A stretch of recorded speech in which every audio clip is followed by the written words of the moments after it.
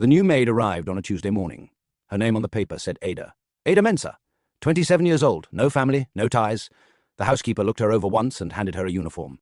You clean, you serve. You don't speak unless spoken to. And you never, ever, look Mr. Kang in the eye. Ada nodded quietly. Do you understand? Yes, ma'am, Ada said softly. Her voice was soft. Her eyes were softer. Everything about her said nobody. That was exactly the point. Her real name was Zara Adeyemi, and she had been planning this moment for 3 years. Her father, Chief Emeka Adeyemi, had once been the most powerful mafia lord operating between Lagos and Seoul. 2 empires, 2 cities, one name that commanded both. Until Kang Ji-ho decided he wanted everything her father had built. The takeover was clean, surgical. Nobody saw it coming. One night her father was alive. The next morning he was gone. And everything he owned, every building, every contact, every cent, belonged to Ji-ho. Zara had spent 3 years rebuilding herself in silence.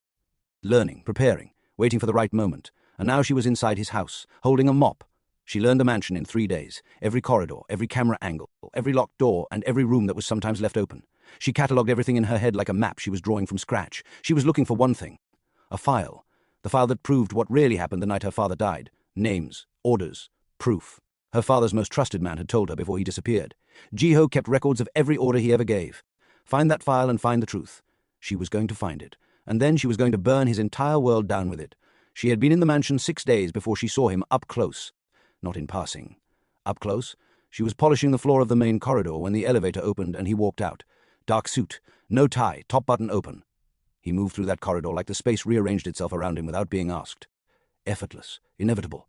2 men flanked him on either side, but you didn't notice them. You only noticed him. The air in the room changed the moment he stepped into it. Not because he demanded it, because it simply responded to him, like it had no choice. Zara kept her eyes down and her hands moving. He walked past her without looking. Then he stopped. She felt it before she heard it. The air changed again. You're new. His voice was low and unhurried, the kind of voice that had never once needed to be raised to be heard. She looked up slowly. His eyes were already on her. Dark. Still. Reading her like a page he wasn't sure he understood yet. Yes, sir? I started last week, Zara said quietly. There was a pause between them. Long and unhurried.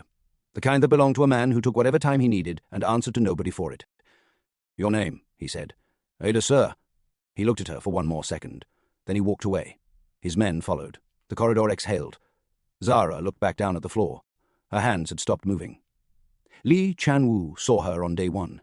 He had been standing at the top of the staircase when she walked through the front door with her paperwork and her soft eyes and her nobody energy, and he felt something cold move through him instantly. He knew that face. Not Ada Mensah, Zara Adeyemi, Chief Adeyemi's daughter. He went to his office, closed the door, sat very still for a long time. If Ji-ho found out who she was, he would remove her immediately. But Chan-woo couldn't let that happen. Because if Zara found that file, the full file, it wouldn't just expose Ji-ho's order. It would expose what Chan-woo had done that night. The things Ji-ho never authorized, the things that would end him completely. He needed to find that file before she did. He straightened his tie, smiled at nothing, and went back downstairs. Before we continue, if you are enjoying this story so far, hit that like button and subscribe so you never miss a story. And drop a comment below. Do you think Ji-ho already knows who Ada really is? Tell me your thoughts right now. 3 weeks passed. Zara searched carefully and patiently. She found nothing. The file was not in the study. Not in the library, not in any room she had accessed. It was somewhere deeper. She needed more access. She needed to get closer to the center of this house. Closer to him. But getting closer to Kang Ji-ho was not a simple thing. The man lived like a fortress, every movement calculated. Every door in his world had 3 locks. And the people around him moved with the particular carefulness of people who understood the cost of mistakes. She watched and she waited. The opportunity came on a Thursday evening. The head housekeeper collapsed in the kitchen. Blood pressure. The ambulance came. There was a private dinner for 12 arriving in 4 hours, and the kitchen was complete chaos. Zara stepped in without being asked. She reorganized the staff, redirected the preparation, rebuilt the entire service plan in 20 minutes. She moved through that kitchen like she had done it 1,000 times. Calm, focused, completely in control. When Ji-ho walked into the dining room that evening, everything was perfect. Not almost perfect, perfect. After the guests left, he stood at the kitchen door and looked across the staff. His eyes found her immediately. They always did. Who reorganized the service tonight? He asked. There was silence. Then the junior cook pointed quietly at Zara. Ji-ho looked at her. She looked back, for slightly longer than she should have. Come to my office tomorrow morning, he said. Then he walked away. His office sat at the top of the mansion. Floor-to-ceiling windows. Seoul spread below like a kingdom at his feet. The kind of view that reminded you exactly who you were dealing with. Everything in that office was deliberate. The desk. The silence. The way the city sat below him like it was waiting for instructions. This was not a man who had stumbled into power. This was a man who had built it brick by brick and guarded it with everything he had. Zara stood across the desk from him and kept her face completely still. Ji-ho sat back in his chair and looked at her with those reading eyes. "Where did you learn to manage a service like that?" he asked. "My mother ran a catering company, sir. I grew up in the kitchen," Zara replied calmly. There was a pause between them. "You're wasted cleaning floors," Ji-ho said. She said nothing. "I'm moving you to personal staff, direct household operations, more responsibility." He said it like it was already decided. Because it was. More access. The words landed in her chest like a key turning in a lock. "Thank you, sir," Zara said quietly. He nodded and looked back at his desk. She turned to leave. "Ada." His voice stopped her. She turned slightly. "You looked me in the eye yesterday," he said. Her heart didn't move. "I apologize, sir," Zara said. There was a pause between them.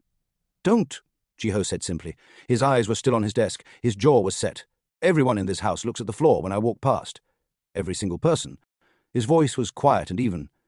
"It's exhausting," he said. Zara said nothing. She walked out and stood in the corridor with her back against the wall for 3 full seconds. Then she kept moving. Personal staff meant she was everywhere.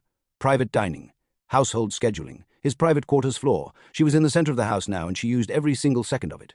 And Chan Wu was watching her every move. He started finding reasons to be near her, small questions, casual conversations, stopping her in corridors with instructions that didn't need to come from him. Always smiling, always perfectly friendly, always watching. Zara felt it immediately. She didn't know who he was yet, but she filed him carefully under one word. Dangerous. It was during the 4th week that something between her and Ji-ho shifted. She couldn't name one moment. It was a collection of them, the way he started appearing in whatever room she was working in. Not obviously, not intrusively, just there. Reading documents at the table while she oversaw the evening setup, standing at the window while she briefed the kitchen staff. Like he found reasons to occupy the same space as her without ever admitting that was what he was doing. One evening she was arranging the private dining room alone when he walked in. She didn't hear him coming. She never did. "You don't have to do that yourself." His voice came from directly behind her. She turned. He was closer than she expected. She took one step back instinctively. Something moved in his eyes. He noticed. "The junior staff can handle the settings," Ji-ho said. "I prefer to check things myself, sir," Zara replied. "Why?" he asked. "Because if something is wrong, I want to be the one who catches it," she said. He looked at her carefully. "That's not a maid's answer," Ji-ho said. She held his gaze. "I'm not a typical maid, sir." The corner of his mouth moved, not quite a smile. Something just before 1. He picked up a glass from the table. Inspected it. Set it back down. "No," he said quietly. "You're not." He walked out. Zara stood alone in the dining room and pressed one hand flat against the table. Her pulse was doing something she had not given it permission to do. She could feel it in her throat, in her wrists, in the space behind her eyes. She straightened, refocused. She was here for one reason only, and she was not going to forget that. She found the first clue on a Friday night. Deep inside the household filing system, she found one single line buried between property management documents. Adiemi asset transfer, final documentation, private archive, level B, the basement. She'd never been to the basement. Getting there took 4 more days. She reported a fault in the basement temperature system that could damage the wine collection. Ji-ho approved the maintenance check personally. She went down alone. The basement was vast, cold, organized like a bank vault. She moved quickly through the archive section until she found the cabinet, locked. She photographed the cabinet, the label and the lock type. Then she heard footsteps on the stairs. She moved fast. Back to the temperature panel. Tablet in hand like she had been there the whole time. Chan Wu appeared at the bottom of the stairs. He looked at her. She looked at him. "Temperature check," Zara said calmly and held up her tablet. Chan Wu looked around the basement slowly, then back at her. Of course. His smile was warm. His eyes were not. "Don't stay too long. It gets cold down here," he said pleasantly. He went back upstairs. Zara waited until she couldn't hear his footsteps anymore. Then she exhaled slowly. He knew. She didn't know how much. But he knew something. And a man like that with something to protect was more dangerous than any locked door in this mansion. She was running out of time. If you are still here, then you are just like me. Completely hooked. Share this story with someone right now and drop a comment. Do you trust Chan Wu? Because something about him is very wrong. That same evening, Ji-ho found her on the rooftop terrace. She went there sometimes when her work was done. Just for the air. Just for the distance from everything she was carrying inside that house. She heard his footsteps and turned. He stood at the terrace door in a dark shirt and trousers. No jacket. No suit. More human than she'd ever seen him look. Like the building had peeled one layer off him on the way up. "You come up here often," he said. It wasn't really a question. "Sometimes, sir." "I hope that's not a problem," Zara replied. "If it was a problem, the door would be locked," Ji-ho said simply. He walked to the railing and stood beside her. Not too close, but close enough that she was aware of exactly how close. Soul blazed below them. He looked out at it like a man doing a quiet inventory of something that belonged to him. "Do you like this city?" he asked without looking at her. "It's complicated, sir," Zara said. He turned his head slightly. "Explain," he said. She kept her eyes on the city. "It takes everything from some people." There was a pause between her words. "And gives everything to others." There was silence between them. A long one. He looked at her for a long moment. "Which one are you?" Jiho asked. She turned and looked at him directly. "I haven't decided yet," Zara said. Something moved in his expression, deep and slow, like a door opening somewhere very far inside him that had been closed for a very long time. He looked back at the city. "Neither have I." He said it so quietly she almost didn't catch it. They stood in silence for a long time after that. The city hummed below them. The night air moved between them. Neither of them moved. Neither of them left, and in that silence something passed between them that neither of them had names for yet. The next morning Chan Wu came to her. He knocked on the household office door and closed it behind him. His smile was completely gone. "I know who you are," he said simply. "Zara Adeyemi." She didn't flinch, didn't blink. "I think you have the wrong person," Zara said flatly. "Your father's birthmark." Chan Wu pointed to the left side of his own jaw. "You have the same one, covered with makeup. But I know what I'm looking at," he said. There was a long silence between them. "What do you want?" Zara said. Her voice was flat now, all the softness stripped away. "The same thing you want." Chan Wu sat down across from her. "That file. I can get you into the basement archive. I have the access codes. We find it together. You get your proof. I make sure the right pages disappear before anything goes public," he said. Zara studied him carefully. "Why would you help me?" she asked. His jaw shifted slightly. "Because Jiho is becoming a problem for a lot of people. Not just you," Chan Wu said. She held his gaze. "I'll think about it," Zara said. "Don't think too long." He stood up slowly. "Jiho is getting close to you. When he finds out who you are, and he will, neither of us will have time to think," Chan Wu said. He walked out. Zara sat alone in the office and looked at the closed door for a long time. She didn't trust a single word he had just said. A man who comes to you with an offer always wants something more than what he is saying. The question was never what he was offering. The question was always what he was hiding. She was going to find out. That evening Jiho called her to his office. She walked in expecting business. He was standing at the window with 2 glasses of water on the desk. The city sat behind him like a painting. "Sit down," he said. She sat. He turned from the window and looked at her with an expression she hadn't seen on him before. Not the reading look. Something quieter. Something that had been building for weeks and had finally run out of room. "How long have you been running from something?" Jiho asked. The question hit her square in the chest. She kept her face perfectly still. "Sir," Zara said, "you came here with a clean record and no history and no family and no past." He moved to the desk slowly. "Nobody arrives with nothing. Everyone is running from something or toward something." He sat on the edge of the desk and looked at her directly. "Which one are you?" he asked. The air in the room was very still. "I'm just looking for a fresh start, sir," Zara said. "Ada," her fake name in his mouth. "Lo. Careful. I have built my entire life on reading people. It is the only reason I am still alive." There was a pause between them. "Don't insult either of us," Jiho said. There was silence. Her heart was running. His eyes stayed completely steady on hers. "I'm not who you need to be afraid of." His voice dropped. "Whatever brought you here, I'm not the enemy you think I am," Jiho said. Something cracked inside her chest, just slightly. She sealed it immediately. "I don't know what you mean, sir," Zara said. He looked at her for a long time. Then he stood up and reached into his desk drawer. He placed a key on the desk between them. "The file in the basement archive." He said it simply, like dropping something heavy on a table between them. "The Adeyemi file. Room B7. Bottom cabinet. It has been waiting there for 3 years," Jiho said. The room stopped. She stopped. Everything stopped. She stared at the key, then at him. "You knew," Zara said, barely a whisper. "You knew who I was, since the day you walked through my door." His voice was even. "Your father's eyes, his jaw, his way of walking into a room like you already know where everything is," Jiho said. "Then why—" she started. "Because I needed you to find it." He stepped closer. "1 step, and I needed to know if you were brave enough to come all the way inside to get it," Jiho said. She stood up slowly. Her hands were steady. Her voice was not. "My father is dead because of you," Zara said. "Your father is dead because of Chan Wu." His voice stayed quiet, but something underneath it was iron. "I gave an order to acquire your father's business. That is all I ordered. What Chan Wu did that night was not sanctioned, was not known to me, and has been something I have been trying to prove for 3 years," Jiho said. The silence between them was the loudest thing in the room. "That file has everything. Every order I gave, every order I didn't give, and exactly what Chan Wu did without my knowledge." He nodded toward the key. It belongs to you? His voice dropped to something very quiet and very final. And I'm tired of carrying the weight of something I didn't do, Jiho said. He knew the whole time. He let her in on purpose. Are you Team Jiho now, or do you still not trust him? Drop your answer in the comments right now. And if this story has you completely locked in, like this video, subscribe and share. More stories are coming, and they only get better. She took the key. She went to the basement alone that night. Room B7, bottom cabinet.